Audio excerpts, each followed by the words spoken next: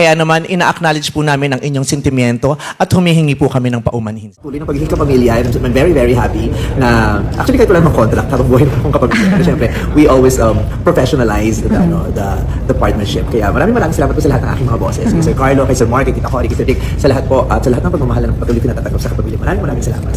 Ayan, so patuloy pa rin akong gagawa ng mga proyekto sa kapamilya under ABS. Ayan, and yung ABS naman, sila na yung pinakamalaking supplier ng pinakamalaking contents sa iba't ibang platforms. Masaya ako na isa pa rin ako sa mga pinipili nila na magdala ng pangalan nila at kumuha ng mga. Muling naging usap-usapan sa mundo ng showbiz si Vice Ganda matapos kumalat ang balitang umano'y sinuspinde siya sa noontime program na It's Showtime. Ilang araw kasing hindi napapanood sa programa ang sikat na host kaya mabilis na nagsimulang lumabas ang iba't ibang espekulasyon sa social media. May mga nagtanong kung may kaugnayan ba ang kanyang pagkawala sa mga kontrobersyang kinaharap ng programa, habang ang iba naman ay agad na nagpalagay na maaaring may naging disciplinary action laban sa kanya. Lalo pang naging mainit ang usapin dahil nangyari ang kanyang pagkawala kasunod ng kontrobersyang kinasangkutan ng It's Showtime. Noong July 24, 2026, naging sentro ng reklamo ang isang episode ng programa at kalaunan ay ipinatawag ng Movie and Television Review and Classification Board o MTRCB ang mga producer ng It's Showtime, kaugnay ng mga reklamong natanggap nito.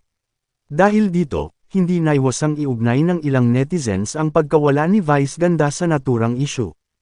Ngunit matapos ang mga espekulasyon, mismong si Vice Ganda na ang nagsalita at nagbigay ng paglilinaw. Sa kanyang pagbabalik sa It's Showtime, diretsahan niyang sinabi na hindi siya sinuspinde at ang kanyang pagkawala ay dahil lamang sa isang bakasyon. Sa madaling salita, walang kumpirmadong impormasyon na siya ay pinatawan ng suspension kaugnay ng kontrobersyang kinaharap ng programa. Batay sa mga ulat, huling napanood si Vice sa It's Showtime noong July 28 bago siya muling lumitaw sa programa noong August 6. Nang sumunod na episode noong August 8, naging malinaw na rin ang kanyang panig tungkol sa mga kumakalat na balita. Sa halip na suspension, sinabi niyang bakasyon ang dahilan ng kanyang ilang araw na pagkawala sa programa. Para sa maraming tagahanga ni Vice Ganda, naging malaking ginhawa ang kanyang paglilinaw. Marami ang nagsabing mas mabuting pakinggan muna ang mismong taong involved kaysa agad maniwala sa mga kumakalat na post sa social media. Para sa kanila, malinaw na halimbawa ang nangyari kung gaano kabilis kumalat ang isang showbiz rumor kapag kulang ang impormasyon at nagsimulang punan ng publiko ang mga puwang gamit ang sariling mga hinala. Mayroon din namang ilang netizens na nagsabing naiintindihan nila kung bakit nagkaroon ng speculation.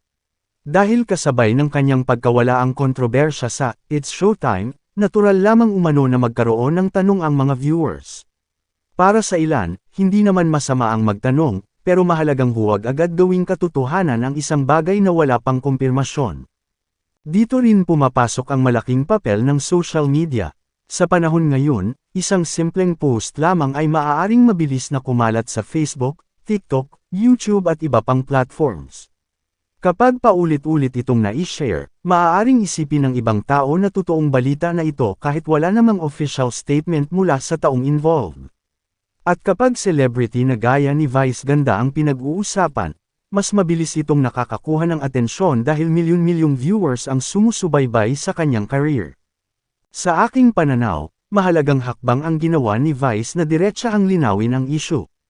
Kapag nananatiling tahimik ang isang celebrity habang kumakalat ang isang malaking rumor, mas nagkakaroon ng pagkakataon ang speculation na lumaki. Ngunit kapag mismong involved na personalidad ang nagsalita, mas nagkakaroon ng publiko ng malinaw na basehan kung ano ang dapat paniwalaan.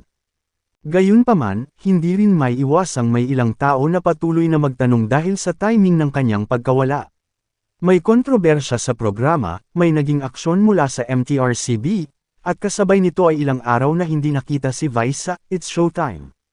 Kaya para sa ilang viewers, understandable kung bakit sila napaisip. Pero mahalagang paghiwalayin ang hinala sa kumpirmadong impormasyon. Sa ngayon, ang malinaw na impormasyon ay ang mismong paglilinaw ni Vice Ganda na bakasyon ang dahilan ng kanyang pagkawala at hindi suspension.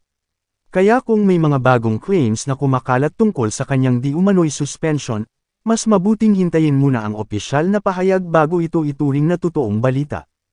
Ang nangyari ay isa ring paalala sa mga showbiz followers na hindi lahat ng viral content ay automatikong totoo. Lalo na kapag gumagamit ng mga salitang, suspended, tinanggal, o pinarusahan, dapat munang tingnan kung may credible source o direktang pahayag mula sa taong sangkot. Samantala, nagpapatuloy naman ang It's Showtime, at nananatili si Vice Ganda bilang isa sa mga pangunahing personalidad ng programa. Matapos ang kanyang paglilinaw, malaking bahagi ng suspension rumors ang tila napawi, ngunit nananatili pa ring interesado ang publiko sa mga susunod na developments tungkol sa programa at sa mga kontrobersyang kinakaharap nito. Sa huli, isang bagay ang malinaw, bago maniwala sa isang malaking showbiz controversy, mahalagang alamin muna kung saan nanggaling ang impormasyon. Sa kaso ni Vice Ganda, siya mismo ang nagbigay ng sagot sa tanong na matagal na pinag-uusapan online. Bakasyon ang dahilan ng kanyang pagkawala at hindi suspension. Kaya ang tanong ngayon, tuluyan na bang matatapos ang mga espekulasyon tungkol kay Vice Ganda matapos ang kanyang paglilinaw, o may panibago na namang kontrobersya na susunod? Dahil sa bilis ng takbo ng showbiz at social media, siguradong patuloy na babantayan ng kanyang mga tagahanga at ng publiko ang bawat bagong development.